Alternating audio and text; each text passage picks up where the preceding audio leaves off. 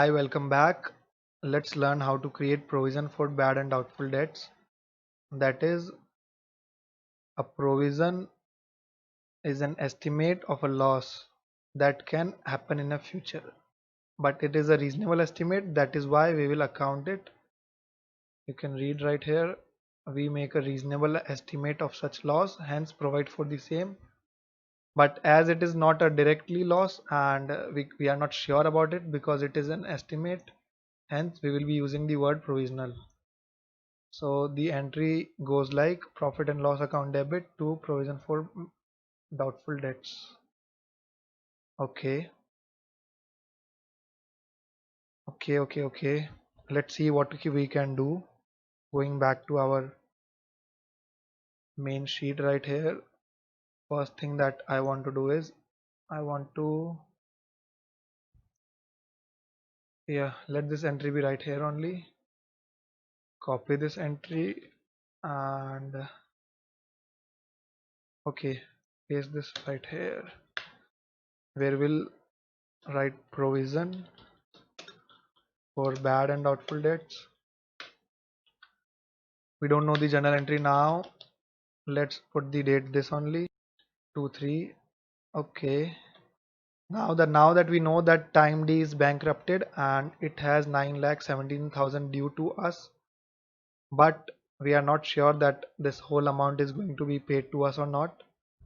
So let's create a provision and by the decision of the company, there is a reasonable estimate that the provision of at least 20,000 should be created more. Okay, bankrupted Time D will Time D reasonable estimate that the bankrupted Time D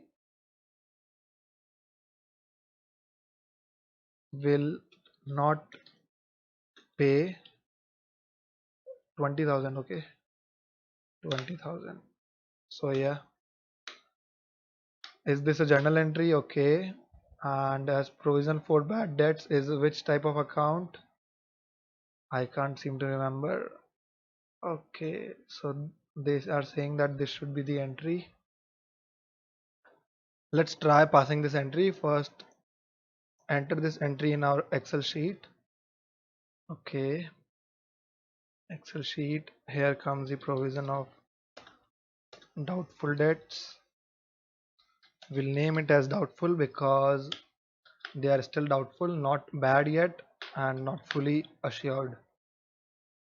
Hence, there is a doubt about them. Bad debts. What is the entry? P&L account debit. P and L account debit. Alt enter to provision for doubtful debts. Now, do you remember that we have already created provision for doubtful debts account? Okay, you can't remember. Let's check the openings of the company. Right here you can see provision for doubtful debts was already created and it is the opening figure of 15,000. So as soon as we enter more 20,000 into it, it will change to 20,000. It will change to what, say 35,000. Okay, let's try passing that entry in our, where are you? Yeah, let's try passing that entry in our tally. Go to V F7 profit and loss account. Okay, the date is 2nd March 20,000 to provision for doubtful debts. Now we are not mentioning the party that which we consider doubtful. It is a general doubtful debt. Created provision.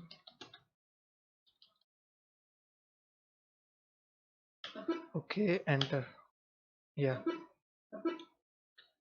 Now let's go to balance sheet and check current liabilities. The total of provision is 35,000, which is 15,000 is opening credit and now 20,000 credit is entered more. Okay, hence because this was a 2 entry, right?